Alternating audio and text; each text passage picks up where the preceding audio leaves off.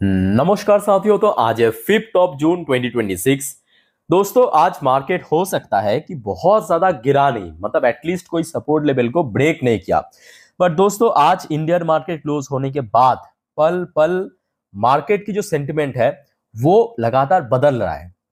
और दोस्तों ऐसे ही बहुत सारी इंपॉर्टेंट जानकारी मार्केट से रिलेटेड मैं आपको आगे शेयर करने वाला हूं, तो रिक्वेस्ट करूंगा आप सभी को प्लीज वीडियो को बिना स्किप के पूरा अंत तक जरूर देखना।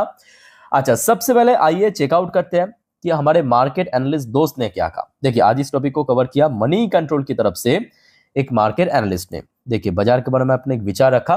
Technical view, Nifty 50 awaits breakout from 23,200 से लेके 23,500, जहां पे लास्ट वीक पे हमने देखा था इसी रेंज के आसपास निफ्टी भी ट्रेड किया। मतलब या तो 23,200 को ब्रेक करके नीचे पहुंच जाएगा या तो 23,500 को ब्रेक करके ऊपर चला जाएगा। मतलब 23,200 नीचे की तरफ और 500 ऊपर की तरफ, ये रेंज को ब्रेक करना जरूरी है। Next week as indicators remain weak. Okay, so bank Nifty moves above short term moving average. साथ में देखिए कुछ रेंज मेंशन किया, जैसे कि एक रेंज तो नियर टर्म में मेंशन किया है 23,200 से लेकर 23,500। इन केस अगर ब्रेक करके नीचे पहुंच गया तो लगभग 23,000 के आसपास एज सपोर्ट पॉइंट मेंशन किया। अपर साइड में बात करें मतलब ऊपर की तरफ 23,700 से लेकर 23,800 और उससे भी ऊपर जो नियर टर्म बेसिस पे टारगेट रखा है 24,000। खैर दोस्तों कोई दिक्कत नहीं है क्योंकि कल परसों मार्केट क्लोज है, तो इस टॉपिक को हम चर्चा करेंगे सोमवार बाजार ओपन होने से पहले रविवार रात की 10:30 की वीडियो में। अब चलिए बहुत सारी इंपॉर्टेंट जानकारी मैं आपको देने वाला हूं, थोड़ा पेशेंसफुली देखिए, सुनिए और समझते जाइए। अच्छा, सबसे पहले देखिए आज भारत की एक बहुत इंपॉर्टेंट इकोनॉमिकल डेटा आउट हुआ। हाँ, जीडीपी डेटा आउट हुआ पता है, बट उसके साथ साथ भारत की विदेशी मुद्रा भंडार यानी फॉरेक्स रिजर्व की डेटा भी आउट हुआ, जो कि आज की डेट में काफी इंपॉर्टेंस रखते हैं। और इस बार स्लाइटली इंक्रीज हमें देखने को मिला $682.3 बिलियन। ओके, अच्छा फिर आ जाइए दोस्तों भारत की जीडीपी डेटा। अच्छा, Q4 की जीडीपी ग्रोथ इस बार 7.8% हुआ, ऑलरेडी आपको मैं दे चुका हूं। और पूरे फाइनेंशियल ईयर 26 की बात करें, मतलब पूरे financial year Q1, Q2, Q3, Q4 मिला के जो उसका एवरेज है 7.7% के आसपास हुआ है, जो कि मैं कहूंगा एक हेल्थी ग्रोथ इस बार रख दिया। और इस चीज को मतलब ये जो डेटा आज आउट हुआ उसको रिएक्ट करते हुए भारत की प्रधानमंत्री जी की तरफ से भी रिएक्शन आया है। देखिए मोदी जी ने क्या कहा, momentum remain strong, PM Modi S India record 7.7 GDP growth. बाकी दोस्तों इस बारे में आप लोग क्या सोचते हो कमेंट करके बताइए। एक्चुअली बात क्या है पता है, इसके पहले जो आरबीआई की तरफ से फोरकास्ट आया था ना, मतलब लास्ट टाइम वो एक्चुअली 7.7 नहीं आया था, इससे काफी कम हुआ था। जितना मुझे याद आ रहा है 7.5 या तो 7.3 के आसपास आया था। ठीक है, तो इस बार क्या है कि Q4 बढ़िया निकल गया क्योंकि सब एक्सपेक्टेशन किया, मतलब सब लोगों की एक्सपेक्टेशन यही था कि जियोपॉलिटिकल टेंशन की वजह से कम होगा 7% या 7.2%, बट हो गया 7.8%, तो बढ़ चुका है। ओवरऑल बात कर आउटलुक बढ़ गया है ना, तो 7.7% हो गया। अच्छा फिर आ जाइए दोस्तों भारत की चीफ इकोनॉमिक एडवाइजर यानी सीईए नागेश्वरम साहब की तरफ से एक कमेंट आया, India can return to 7% GDP growth path in financial 28। तो इन्होंने बेसिकली टारगेट दिया है अपकमिंग फाइनेंशियल ईयर, अभी चल रहा है आपका फाइनेंशियल 27, तो फाइनेंशियल 28 की बात इन्होंने कहा कि भारत की जो जीडीपी ग्रोथ रेट लगभग 7% के आसपास हो सकता है। बट मेरे हिसाब से अभी इतना जल्दी फोरकास्ट करना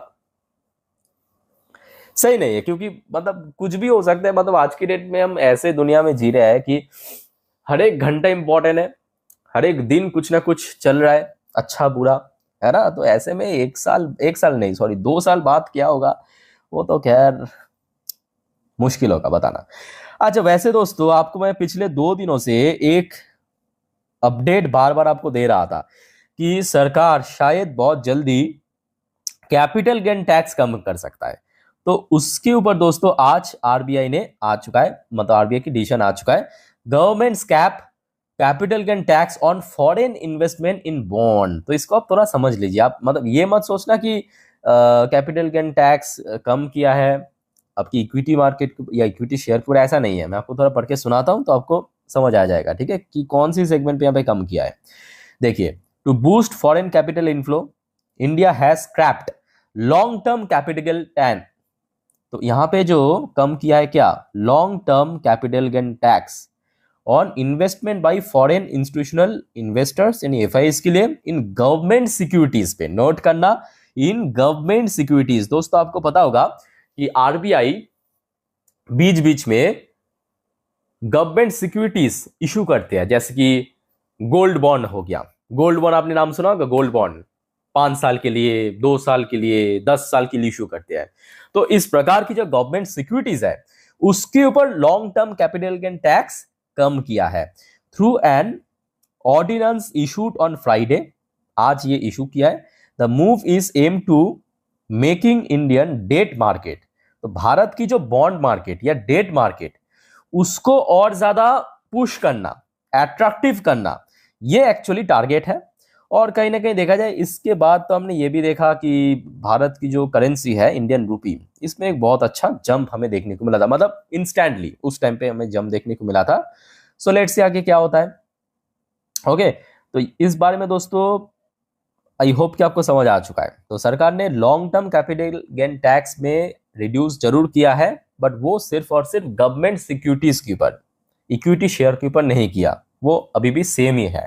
ओके, अच्छा उसके बाद दोस्तों आ जाइए, ये रिपोर्ट आ रहा है वर्ल्ड बैंक की, एक एनालिस्ट, इनका नाम है नीलकांत मिश्रा। तो मिश्रा जी का कहना यह है India likely to outpace RBI growth forecast. अच्छा दोस्तों आपको पता होगा आज आरबीआई की एमपीसी मीटिंग के ठीक आधे घंटे बाद जो आरबीआई की द्वारा फोरकास्ट आया था, ऑलरेडी आपको आज दिन की फर्स्ट वीडियो में दे चुका हूं। तो यहाँ पे वर्ल्ड बैंक की जो एनालिस्ट है, इनका नाम है नीलकांत मिश्रा, इनकी तरफ से कहा गया कि भारत शायद जो आरबीआई की ग्रोथ फोरकास्ट है उसको क्रॉस कर जाएगा, या आप कह सकते हो कि जो फोरकास्ट आया है उससे बेटर परफॉर्म करेगा फ्यूचर में। लेट्स सी क्या होता है। अच्छा नेक्स्ट रिपोर्ट आ रहा है भारत की यूनियन मिनिस्टर पीयूष गोयल साहब की तरफ से, target seafood export worth $30 billion in next 5 years। Okay, तो इन्होंने कहा कि भारत की जो टारगेट है सी फूड एक्सपोर्ट मतलब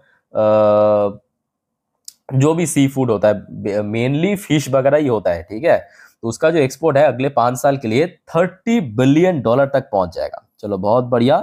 वैसे अभी कितना है, अभी हाँ करेंट लगभग $8.5 बिलियन है, मतलब बहुत कम है आप कह सकते हो। यहाँ पे काफी हाई लेवल पे टारगेट रखा। अब देखिए इम्पॉसिबल नहीं है, इम्पॉसिबल क्यों नहीं है पता है, क्योंकि पहले की बात अलग था, आज की बात अलग है। क्यों अलग है, क्योंकि पहले जब 2025 में क्या हुआ याद कीजिए, टैरिफ इंपोज किया यूएस की तरफ से भारत को, तो भारत के लिए यूएस एक बहुत बड़ा मार्केट था, ठीक है।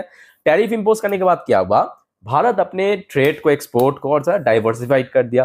तो भारत जहां पे पहले यूएस के ऊपर डिपेंडेंट था एक तरफ, आप कह सकते हो, आज की डेट में उतना सारा डिपेंडेंट नहीं है। और फ्यूचर में और भी जितने भी भारत अलग अलग देशों के साथ एफटीए साइन करेगा और भारत की एक्सपोर्ट जो है वो डाइवर्सिफाइड हो जाएगा, है ना। तो इससे कहीं ना कहीं देखा जाए कि ये पॉसिबल है, भारत की जो सी फूड एक्सपोर्ट है वो बढ़ सकता है आगे भी।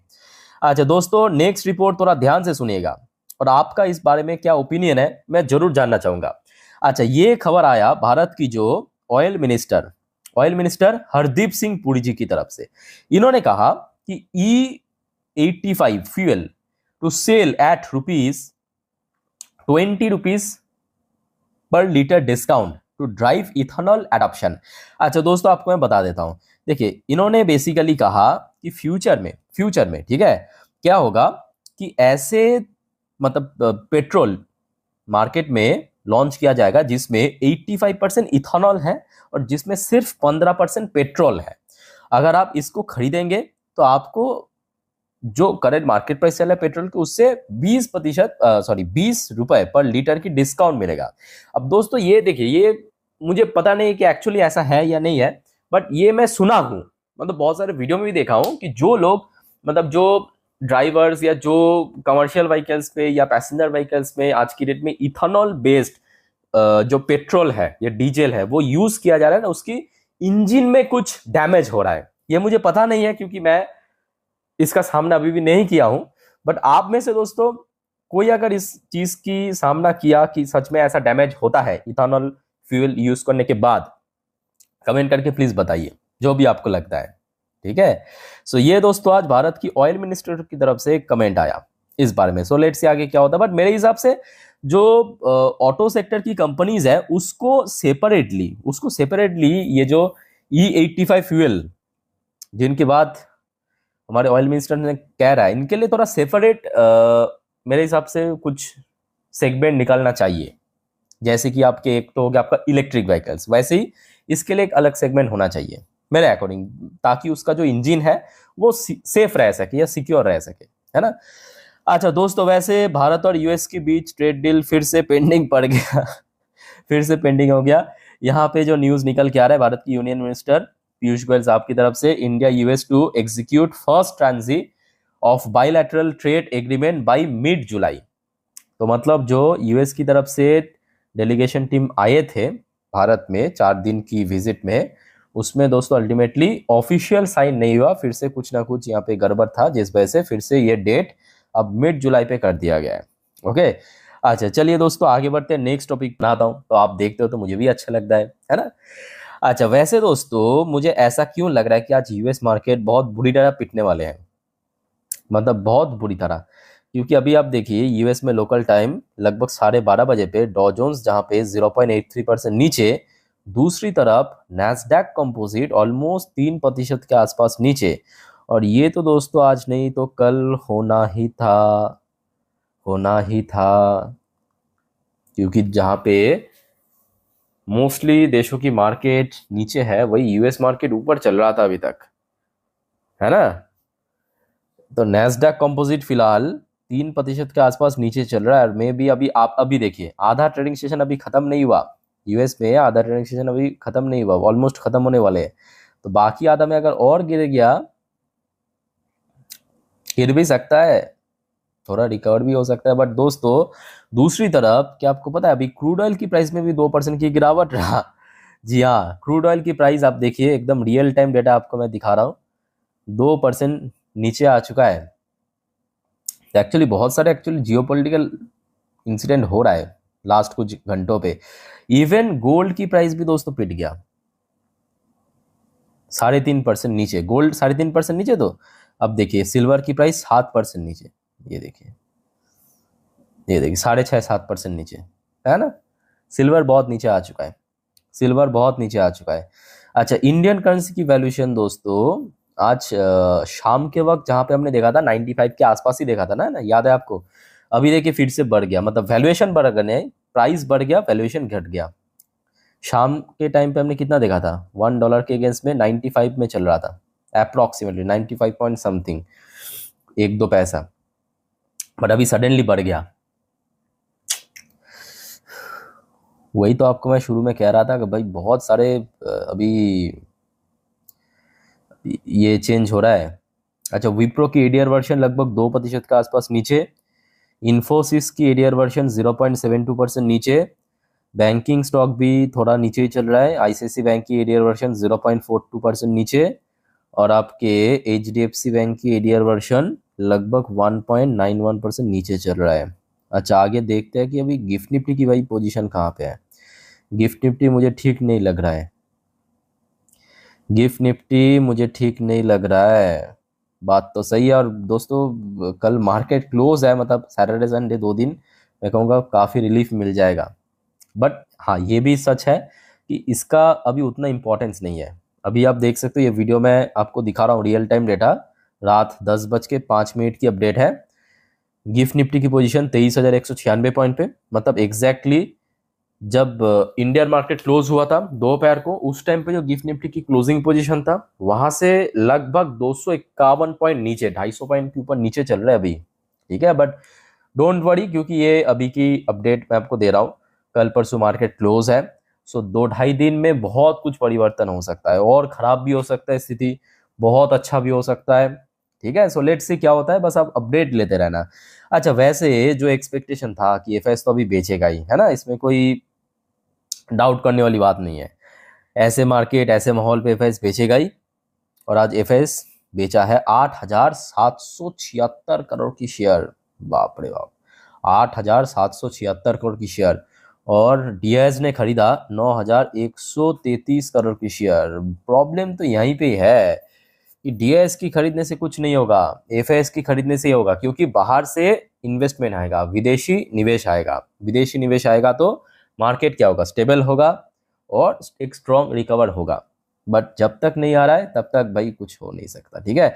अच्छा वैसे दोस्तों ये जो इतना सब कुछ चेंजेस आपको देखने को मिल रहा है ना, तो इसके पीछे बहुत सारे जियोपॉलिटिकल इंसिडेंट है, ठीक है, जिसको हम नेक्स्ट वीडियो मतलब आज रात की 12 बजे की वीडियो में शेयर करेंगे।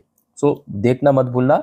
सर अगर आप जल्दी सो जाते हैं कोई इशू नहीं है, सिर्फ आप चैनल को सब्सक्राइब करके रखिए अगर आपने अभी तक नहीं किया तो, और सुबह उठ के देख लेना जरूर, ठीक है, इंपॉर्टेंट है। अच्छा वैसे आज TA35 यानी इसराइल की टॉप इंडेक्स क्लोजिंग दिया 0.40% ऊपर आके। अच्छा दोस्तों अब मेरे बात को ध्यान से सुनिएगा जरूर, ठीक है। देखिए कल सैटरडे मार्केट क्लोज, परसों संडे मार्केट क्लोज, फिर मंडे ओपन होगा। सो कल सैटरडे के दिन जितने भी जियोपॉलिटिकल अपडेट, जितने भी शेयर मार्केट की अपडेट कुछ भी आएगा मैं आपको इन्फॉर्म कर दूंगा। और मोस्ट इंपॉर्टेंटली याद रखना रविवार के दिन मतलब संडे के दिन, क्योंकि नेक्स्ट डे मार्केट ओपन होगा तो उसके पहले मैं आपको रविवार के दिन जितने भी अगले हफ्ते के लिए इंपॉर्टेंट इकोनॉमिकल डेटा आउट होगा, जितने भी इवेंट्स है, जितने भी शेयर से रिलेटेड अपडेट्स है, और मोस्ट इंपॉर्टेंटली जियोपॉलिटिकल अपडेट सब इकट्ठा करके दे दूंगा, ठीक है। सिर्फ आप मुझे फॉलो करते जाइए, चैनल को सब्सक्राइब करके रखिए, और कोई आपका कंफ्यूजन या डाउट फाउट है कमेंट बॉक्स में कमेंट करके क्लियर कर सकते हैं, ठीक है। सो इस वीडियो को वाइंड अप करता हूँ, मिलते हैं नेक्स्ट वीडियो में, टेक केयर, बाय बाय, जय हिंद।